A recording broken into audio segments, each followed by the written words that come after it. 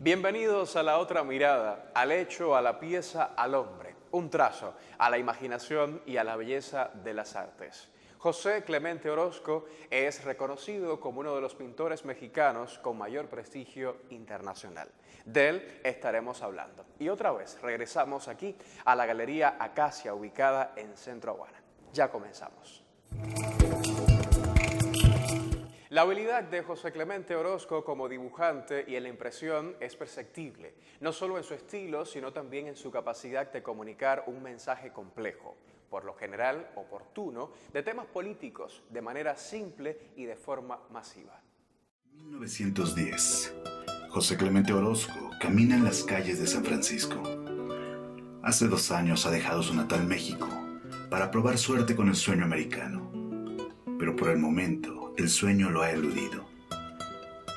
A diferencia de otros compatriotas, su obra aún se mantiene lejos de los reflectores y a sus 39 años no ha perdido la certeza de que es uno de los mejores pintores del mundo. Darse por vencido simplemente está fuera de sus posibilidades. Orozco siempre tuvo sueños más grandes de lo que sus brazos podían abarcar. Orozco sueña con pintar gigantes y no va a parar hasta que lo logre.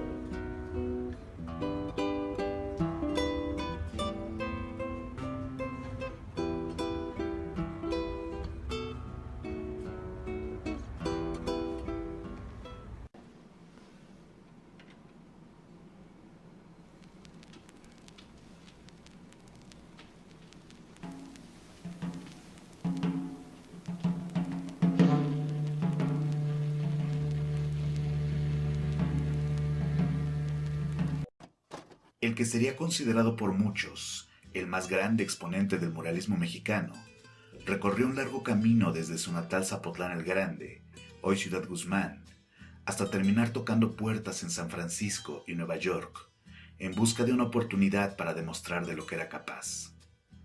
Criado en el seno de una familia de clase media, el padre de José Clemente, Irineo Orozco, dirigió una imprenta y un taller de encuadernación, mientras que su madre, María Rosa Flores, se dedicaba a llevar la casa, dándose el tiempo de tocar el piano y pintar de manera amateur, que inculcaría en el pequeño José Clemente, nacido en noviembre de 1883, las primeras aproximaciones al mundo del arte. Cuando Orozco cumple 7 años, Irineo toma la decisión de trasladar el negocio de Jalisco a la Ciudad de México, donde cursa la educación primaria en la escuela anexa al Colegio de Maestros, en pleno corazón de la capital mexicana, a una calle de la Academia de Artes de San Carlos y contigua al taller del grabador José Guadalupe Posada. Al respecto, Orozco contó en varias ocasiones que muchas veces se quedaba frente a la vidriera viendo trabajar al maestro, recogiendo las virutas de zinc de las planchas de grabado y hurtando carbones y lápices para hacer sus propias creaciones. A la edad de 17 años, pierde la mano izquierda en un accidente con pólvora. Si bien algunos historiadores ubican este acontecimiento en su niñez, un tema que casi nunca mencionaba, por lo que la versión de que había quedado manco en una batalla en la Revolución se volvió popular entre sus admiradores, dotándolo de una aura de rebeldía que fascinaba a coleccionistas y reporteros.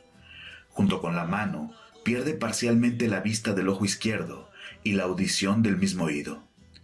Álvaro Carrillo Gil, su mayor coleccionista, lo describiría del siguiente modo: manco, miope, un poco sordo, desplazó enormes cantidades de líbido a la producción artística. Y el que fue manco pintó como casi nadie las manos. Él sabía hacer hablar a las manos con amor, con odio, con tristeza, con ira, con todos los pecados capitales y con toda la ternura posible. No obstante, Orozco demoró en aceptar su vocación artística, tal vez por ese temperamento prudente que tanto despreciaban los artistas de la bohemia mexicana. Entre 1897 y 1903, combina esporádicos estudios sobre pintura y dibujo en la Academia de San Carlos con su carrera de agronomía, de la que se titula a los 18 años, recibiendo un premio de manos del entonces presidente Porfirio Díaz por destacarse sobre el resto de su grupo. En 1906, retoma sus estudios sobre arte en la Escuela Nacional de Bellas Artes y acude a la Academia de San Carlos por recomendación de Antonio Fabrés, un sólido pintor academicista que acogió a Orozco, reconociendo su buen uso del carbón. Una vez dentro, conoció a otros alumnos de Fabrés, como Saturnino Herrán, Diego Rivera, Ramón López y los hermanos Garduño, quienes eventualmente dieron la espalda a su maestro para acercarse a un rebelde que estaba poniendo de cabeza a la academia, el Dr. Adl, que en contra de la tradición europea pugnaba por un arte original surgido desde México para el mundo. Estas consignas retumbarían en la mente de Orozco, quien se alejó de sus maestros Fabrés y Gedovius para explorar los barrios del centro de la ciudad, escudriñando en los lugares más oscuros que, según él, era donde habitaban escenas de una inesperada ternura. No obstante, la fascinación de Orozco con los barrios era meramente científica. Rara vez se le veía tomar más de una copa. De hecho, al respecto de la bohemia, Orozco siempre mantuvo la misma postura. La juventud, invadida por el cáncer de la bohemia, ve destruidas sus voluntades, sus aptitudes, su vida. Esa bohemia de melenas, pereza, suciedad, alcohol y enfermedades venéreas surtidas. Realmente Orozco no suena como el más popular de su clase, y no lo era. Bastante mayor que sus compañeros, fue cosechando una fama de aburrido y amargado, que lo distanció del círculo de Rivera, para quien la bohemia era parte esencial del proceso artístico. Estos desacuerdos, aunados a la apertura de una escuela al aire libre llamada La Barbizon, en honor a los impresionistas, un nombre que Orozco consideraba cuando menos poco digno, hicieron que se separara del grupo de la academia para poner su propio taller en la calle de Illesca. Una pequeña victoria frente a los otros pintores que tenían que hacer colectas para pagar la cuenta de la cantina. En 1911 muere su padre, y Orozco dispone de sus ahorros para apoyar a su familia y comienza a crear caricaturas para diarios como El Imparcial o El Aguizote, a la par de pinturas de pequeño y mediano formato surgidas de sus excursiones a los barrios de Tepito y La Merced. De este modo surge su primera serie importante, la llamada Casa de las Lágrimas.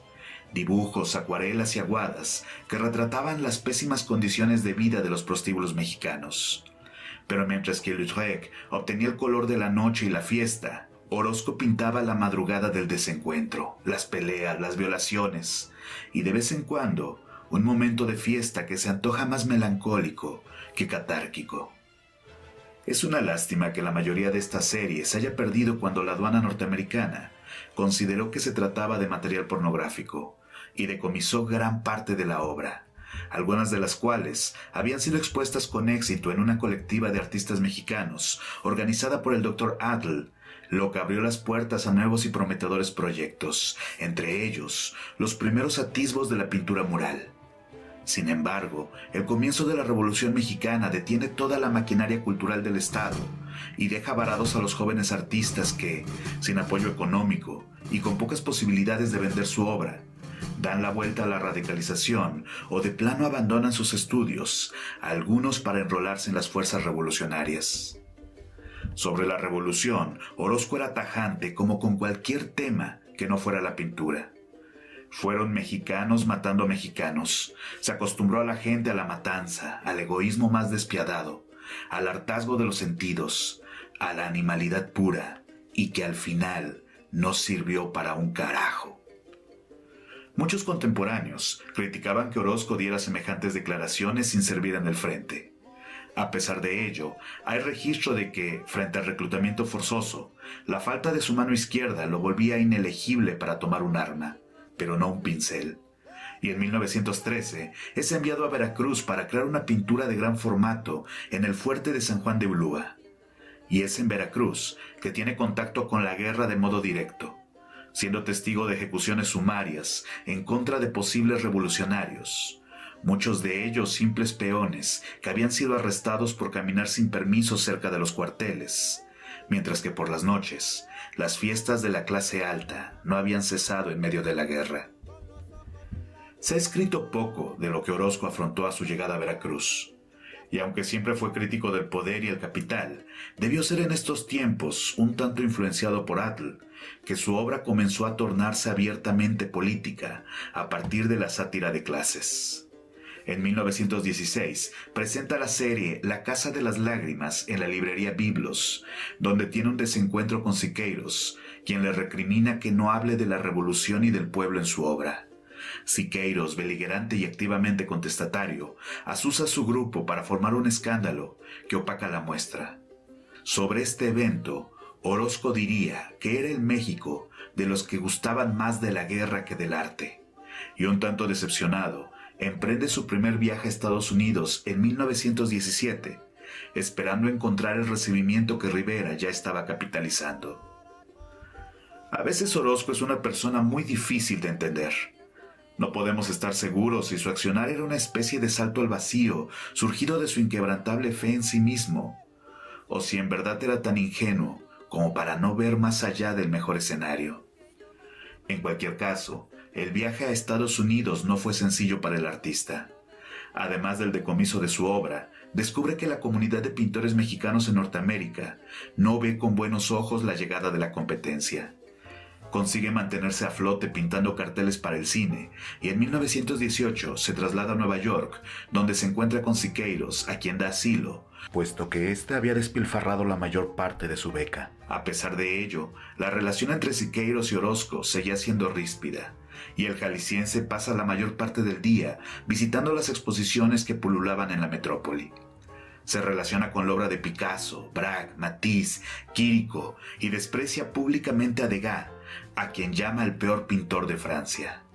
Ese mismo año, Siqueiros consigue financiar su viaje a España y publica el Manifiesto a los Artistas de América en la revista Vida Americana, donde insta a sus colegas a crear obras de carácter social, político y edificante para el pueblo.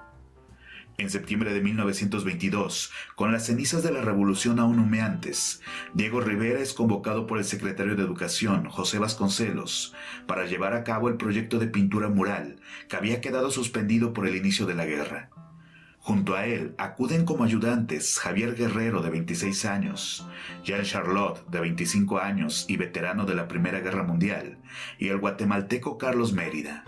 Apodados los Dieguitos, el grupo en torno a Rivera tiene constantes conflictos con los estudiantes del colegio, que agreden a los pintores escupiéndoles y arrojándoles basura desde los pisos superiores, o incluso lanzando piedras a los muros para despostillar el fresco. Como respuesta, Ignacio Asúnzolo, escultor amigo de Rivera y excombatiente revolucionario, toma cartas en el asunto. Acude con 2 hombres armados y dispara sobre las cabezas de los estudiantes. Recomienda a Diego pintar con un revólver en el cinto como medida disuasoria, mientras que Charlotte y los demás dieguitos pintaban con un palo dispuesto a modo de garrote. En ese contexto, a medio camino entre el esnovismo y la brutalidad, Diego se da cuenta que el proyecto del Colegio Nacional es demasiado para él. Apelando a su cercanía con el secretario de Educación, arregla el financiamiento para atraer a México a Siqueiros, a quien se le condiciona su beca al proyecto del muralismo para obligarlo a volver. Y a finales del año, Rivera extiende la invitación al experimentado José Clemente Orozco, quien accede a regresar con la promesa de una retribución económica que le permita financiar su matrimonio con la oaxaqueña Margarita Valladares. Una vez en México, Orozco, Rivera y Siqueiros suscriben al Sindicato de Obreros, Técnicos, Pintores y Escultores con la finalidad de dar un peso político a su propuesta artística y conseguir de manera gratuita muros y materiales de pintura de parte del gobierno, así como una pared de la Nacional de Preparatorias para la obra de Orozco. No obstante, Vasconcelos se niega al considerar la pintura de Orozco demasiado crítica con la clase burguesa, que de por sí ya ha levantado quejas por el financiamiento a artistas radicales. Orozco reaccionará con una frase que pasó a la historia. Ya les había dicho que esto del sindicato era una pendejada. El conflicto con el secretario de Educación escala a medida que los pintores adoptan temáticas fuera de la idea gubernamental y la suspensión del pago al pintor Fermín Revueltas detona una situación crítica cuando el artista toma el colegio a punta de pistola, sellando la entrada hasta que se le finiquite cada centavo. Vasconcelos accede a pagar a Revueltas y dar muros a Orozco, y la huelga termina dando paso a un trabajo frenético de los artistas. En los muros del patio principal, Orozco pinta Cristo destruyendo su cruz, los elementos, la lucha del hombre con la naturaleza y maternidad, misma que escandaliza a un grupo de mujeres burguesas que asistieron a una kermés en el colegio, para después exigir a Vasconcelos que eliminara esas pinturas indecentes. Orozco ridiculiza este evento en otro fresco y en 1926, en un asombroso ejercicio autocrítico, destruye la mayoría de sus murales para pintarlos nuevamente, ocasionando la antipatía de Siqueiros, quien lo señala como un nihilista estético. En el mismo año, realiza un mural para la Casa de los Azulejos en el centro de la Ciudad de México y expone con éxito en la Galería Jean de París, además de hacerse con el contrato de un mural en la ciudad de Orizaba. En 1927, y en medio del conflicto entre Siqueiros y Rivera, quien claramente se había convertido en el favorito del gobierno, Orozco toma la decisión de deslindarse del sindicato y volver a Norteamérica, donde participa en diferentes exposiciones colectivas, apuntalado por la resonancia del muralismo. Y entre 1928 y 1930 ya tiene en su haber una buena docena de exposiciones individuales en distintos foros que lo señalan como el pintor de la mexicaneidad poética. En 1929, el crack económico atrapa a Orozco en Nueva York, donde es testigo de la debacle, sin que ésta le afecte de manera directa. El año siguiente pintará Prometeo para el Pomona College en California, donde una vez más se confronta con la crítica local, quienes llaman la atención a los costos de la obra y el rumor de que el artista estaba quedándose ciego de un ojo. Orozco responderá en una entrevista para Los Angeles Times: «Yo no veo con los ojos, sino con la mente». Como no podría ser de otro modo, el Prometeo de Orozco no deja a nadie indiferente. Guiado por las proporciones de lo que llama simetría dinámica, obtenida a través del estudio de las matemáticas griegas, Orozco propone una sólida composición dominada por un cuerpo titánico que se funde con el fuego divino, mientras que la humanidad clama a su alrededor, sumergiéndose en la angustia. Una serie de elementos simbólicos remontan a los mitos clásicos, y la alegoría al origen del mundo y el germen creador remata el mural por su parte superior. A la paleta de tonos fríos del artista se agregan los rojos y el ocre que se volverán su sello particular. Y en 1930, con 47 años, el artista termina la obra declarando: «Recién empieza la vida». Tal vez Orozco no lo supiera, pero los murales de California le habían abierto las puertas a un nuevo universo de posibilidades creativas. El público se deja seducir por su estilo expresionista y se le compara con los grandes muralistas de la Europa del Renacimiento.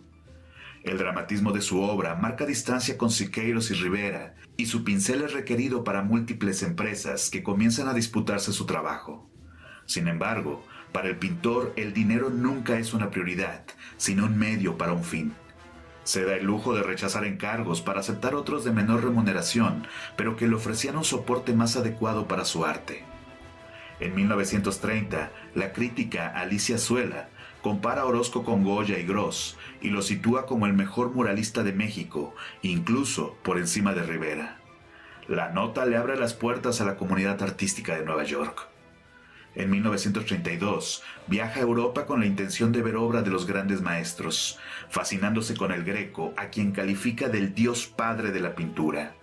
En Londres, admira los dibujos de Rafael, y en París expresa su decepción al encontrarse la ciudad luz, descuidada y abandonada a su suerte.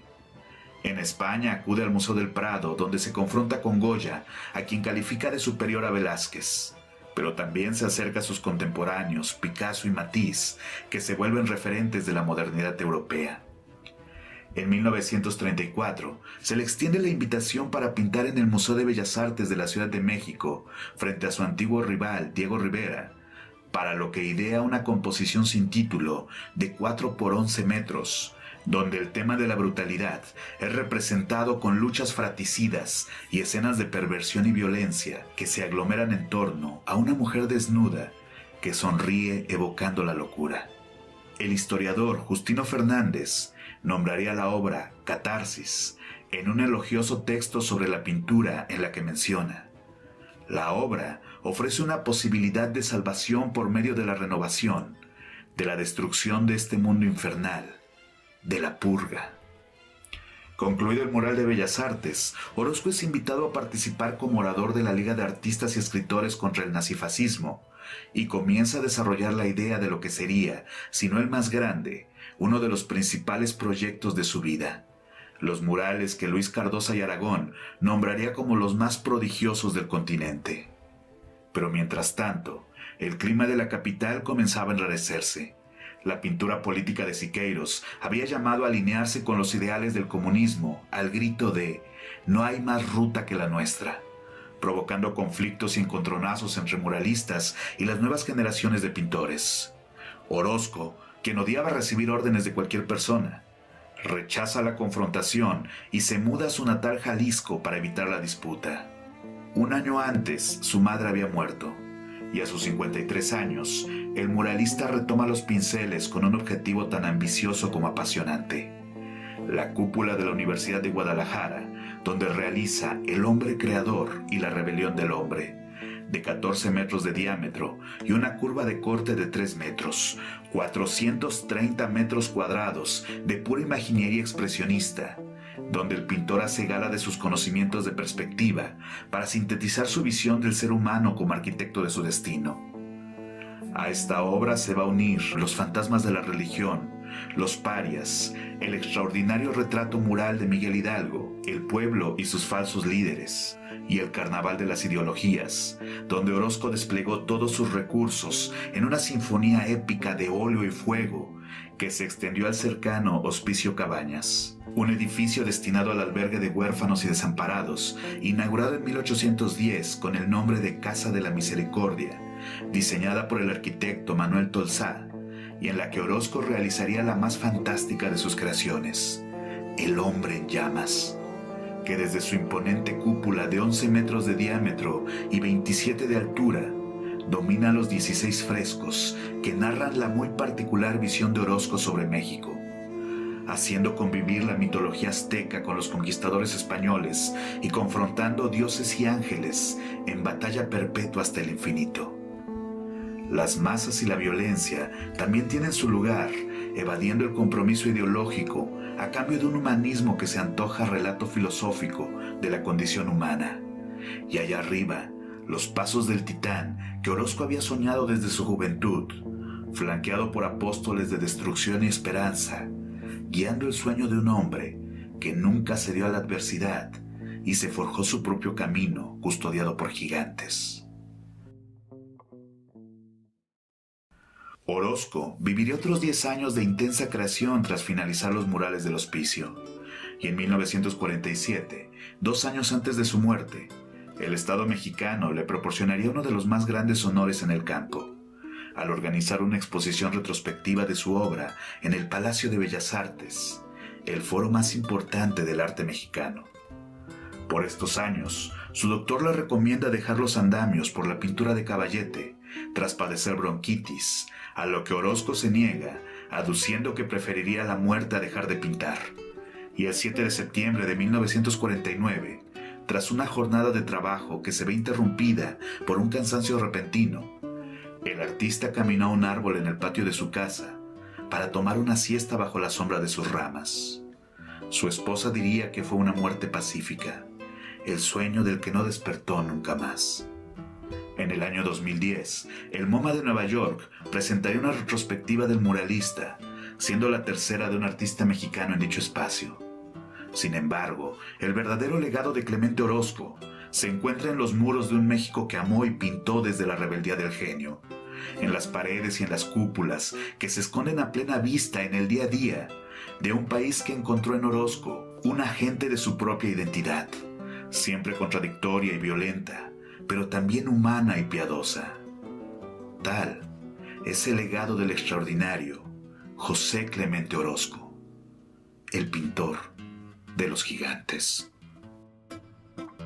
La producción de Orozco destaca en la monumentalidad, grandilocuencia y el gran realismo, incorporando una estética expresionista con fuertes cargas de simbolismo. El movimiento muralista mexicano en su conjunto afirma la importancia del arte público a gran escala y los murales de Orozco en particular abrieron espacio para la crítica abierta social y política. ¿Ha vuelto usted a vivir junto a nosotros la experiencia de disfrutar el arte? La semana próxima regresamos con una nueva mirada al mundo de las artes visuales. Buenas noches.